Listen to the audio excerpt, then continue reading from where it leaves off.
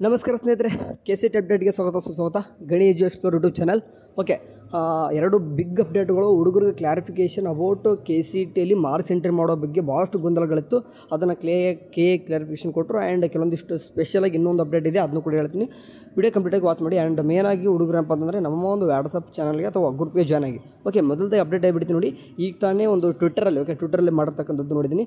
UGC 2025 Karnataka ಹೊರತುಪಡಿಸಿ ಇತರ ರಾಜ್ಯಗಳಲ್ಲಿ ವ್ಯಾಸಂಗ ಮಾಡಿದ ಅಭ್ಯರ್ಥಿಗಳು ಮಾತ್ರ ತಮ್ಮ ಸೆಕೆಂಡ್ PUC ಅಂಕಗಳನ್ನು ದಾಖಲಿಸಬೇಕು. ಕರ್ನಾಟಕದಲ್ಲಿ ಓದಿದ CBSE ಮತ್ತು ICSE ರಾಜ್ಯ ಬೋರ್ಡ್ ಮಕ್ಕಳು ಅಂಕ ದಾಖಲಿಸುವ ಅಗತ್ಯ ಇಲ್ಲ. ಹಿಂದಿನ ವರ್ಷಗಳಲ್ಲಿ ಪಾಸಾಗಿದ್ದರೂ ಅಂಕ ದಾಖಲಿಸುವುದು ಬೇಡ ಅಂತಂದರೆ ಇಲ್ಲಿ ಫಾರ್ ಎಕ್ಸಾಂಪಲ್ ಈ ಡ್ರಾಫರ್ಗೂ ಕೂಡ ಹೇಳಿದಾರೆ. ಆ್ಯಂಡ್ ಈ ವರ್ಷ ಇದ್ದವ್ರಿಗೂ ಕೂಡ ಹೇಳ್ತಿದ್ದಾರೆ ಕ್ಲಾರಿಫಿಕೇಷನು. ಕರ್ನಾಟಕದಲ್ಲಿ ಇನ್ ಕೇಸ್ ಸ್ಟಡಿ ಮಾಡಿತ್ತಂತಂದರೆ ಓಕೆ, ಕರ್ನಾಟಕದಲ್ಲಿ ಸೆಕೆಂಡ್ PUC ನೀವು ಕನ್ನಡ ಬೋರ್ಡ್ ಅವರಾಗಿರಿ ಅಥವಾ CBSE ಆಗಿರಿ ICSE ಆಗಿರಿ, ನೀವು ಕನ್ನಡದಲ್ಲಿ ಇತ್ತಂದರೆ ನೀವೇನು ಮಾರ್ಕ್ಸ್ ಎಂಟ್ರಿ ಮಾಡೋ ಅವಶ್ಯಕತೆ ಇಲ್ಲ. ಆ್ಯಂಡ್ ಹೋದ ವರ್ಷವೂ ಕೂಡ ನೀವು ಇನ್ ಕೇಸ್ ಆಗಲೆಲ್ಲನೂ ಕೂಡ ಪಾರ್ಟಿಸಿಪೇಟ್ ಮಾಡಿದ್ರಿ ಅಂತಂದರೆ ನೀವು ಕೂಡ ಏನು ಅವಶ್ಯಕತೆ ಇರಲ್ಲ. ಇನ್ ಕೇಸ್ ಯಾರಿಗೆ ಹೇಳ್ತಿದ್ದಾರೆ ಅಂತಂದರೆ ಈಗ ಹೊರ ರಾಜ್ಯದಲ್ಲಿ ಯಾರೆಲ್ಲ ಕಲ್ತಿರ್ತಾರೋ ಅದು ಹೊರ ರಾಜ್ಯದಲ್ಲಿದ್ದು CBSE ICSE ಕಲ್ತಿರ್ತಾರೋ ಅವರು ಮಾತ್ರ ಮಾರ್ಕ್ಸ್ ಎಂಟ್ರಿ ಮಾಡಬೇಕು ಅನ್ನೋದು ಕ್ಲಾರಿಫಿಕೇಷನ್ ಕೊಟ್ಟಿದೆ. ಆ್ಯಂಡ್ ಥ್ಯಾಂಕ್ ಯು ಫಾರ್, ಯಾಕಂದರೆ ಯಾಕಂದರೆ ಭಾಳಷ್ಟು ಹುಡುಗರಿಗೆ ಗೊಂದಲ ಇತ್ತು ಏನು ಮಾಡಬೇಕಂತಂದು. ಸೊ ಹಂಗಾಗಿ ಕೊನೆಗೆ ಏನಪ್ಪ ಅಂದರೆ ಒಂದು ಕ್ಲಾರಿಫಿಕೇಷನನ್ನು ಕೊಟ್ಟಿದ್ದಾರೆ. ಓಕೆ, ಆ್ಯಂಡ್ ನೆಕ್ಸ್ಟ್ ಇನ್ನೊಂದು ಏನಪ್ಪ ಅಂತಂದರೆ ಇನ್ನೊಂದು ಅಪ್ಡೇಟ್ ಬಂದುಬಿಟ್ಟು UGC 2025 ವಿವಿಧ ವೃತ್ತಿಪರ ಕೋರ್ಸ್ಗಳ ಪ್ರವೇಶಕ್ಕೆ ಕ್ರೀಡಾ ಕೋಟಾದಡಿ ಸೀಟು ಬಯಸುವ ಅಭ್ಯರ್ಥಿಗಳ ದಾಖಲೆಗಳನ್ನು ಪರಿಶೀಲನೆ ಕಚೇರಿಯಲ್ಲಿ ಮೇ 16ರಿಂದ 20ರವರೆಗೆ ನಡೆಯಲಿದೆ. ನಿಗದಿತ ದಿನಾಂಕ ಸಮಯ ಬುಕ್ ಮಾಡಿಕೊಂಡು ದಾಖಲೆ ಪರಿಶೀಲನೆಗೆ ಬನ್ನಿ.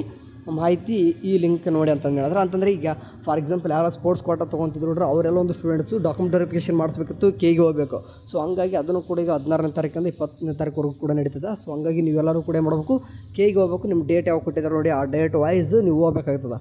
Okay, and main thank you for ಅಂತ ಏನು ಕೇಳ್ತೀವಿ ಅಂತಂದರೆ ಇದು ಮೇನ್. ಯಾಕಂದರೆ ಭಾಳಷ್ಟು ಕನ್ಫ್ಯೂಷನ್ ಒಂದಿತ್ತು. ಯಾಕಂದರೆ ಯಾರಿಗೂ ಕೂಡ ಲಾಗಿನ್ ಆಗೋಕ್ಕೆ ಬರ್ತಿದ್ದಿಲ್ಲ. ಓಕೆ, ಲಾಗಿನ್ ಆಗೋಕ್ಕೆ ಬರದೇ ಇದ್ದಾಗ ಭಾಳಷ್ಟು ಹುಡುಗರನ್ನ ಕ್ವೆಶನ್ನ ಕೇಳ್ತದ್ರಿ.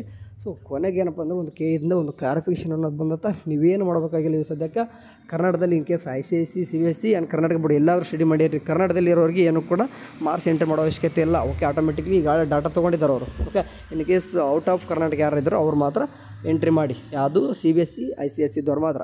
ಓಕೆ, ಇನ್ನೂ ಕೂಡ ಏನಾದರೂ ಅಪ್ಡೇಟ್ ಬಂದು ತಿಳಿಸ್ತಿರ್ತೀನಿ. ವಾಟ್ಸಪ್ ಗ್ರೂಪ್ ಜಾಯ್ನ್ ಆಗಿ. Thank you for watching. Next day bye.